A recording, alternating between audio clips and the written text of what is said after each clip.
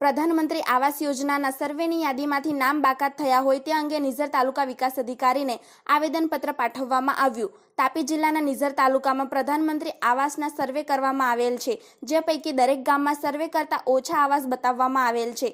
ત્યારે આ આવાસની વહેલી તકે માહિતી બતાવીને તેની અમલવારી કરવામાં આવે અને આવાસ મંજૂર કરવામાં આવે તેવી માંગ કરવામાં આવી રહી છે।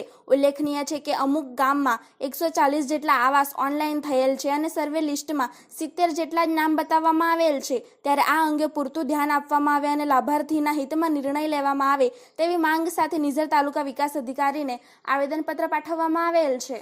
નમસ્કાર, હું એડવોકેટ સંદીપભાઈ પાડવી, મારું ગામ અંતોલી છે। મારા ગ્રામ્ય વિસ્તારોમાં જે લોકોના પીએમ આવાસનું સર્વે કરવામાં આવ્યું છે એ પૈકી જે ગામમાં 150 જેટલા આવાસનું સર્વે કરવામાં આવ્યું છે એ ગામમાં 71 અથવા 60 આવાસો આવાસો સર્વે લિસ્ટમાં ફાઇનલ થઈને આવ્યા છે।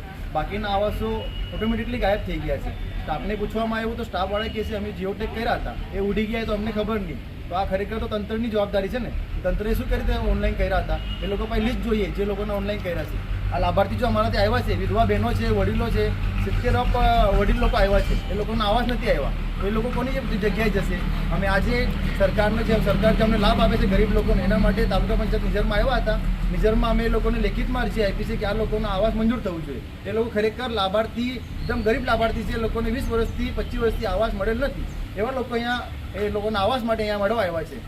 અધિકારીને અમે લેટર આપ્યું છે, એ લોકો એના પર કાર્યવાહી કરવી જોઈએ। આ લોકોનું સર્વેમાં નામ નથી આવ્યું તો એ નામ બતાવવું જોઈએ, કેમ કે એ લોકોએ આખું સર્વે કર્યું છે 141 લોકોનું કે 200 લોકોનું, એ પૈકી સીધા અડધા નામો ગાયબ થઈ ગયા। એવું અંતોલીમાં છે, હરદોલીમાં છે, કોટલીમાં છે, એવા ખેરવા, જૂની ભીલ ભવાલી અનેક ગામમાં મને ફોન આવ્યા છે। આજે જે લાભાર્થી આવ્યા છે એ લાભાર્થીએ ત્યાં કીધું કે અમારા કાચા ઘરો છે, તમે જાતે જોવા આવો, જોઈ લો, પછી ન્યાય આપો અમને, કેમ કે આ લોકોનું નામ નથી આવશે તો આ આખરી સર્વે મારા ખ્યાલથી છે।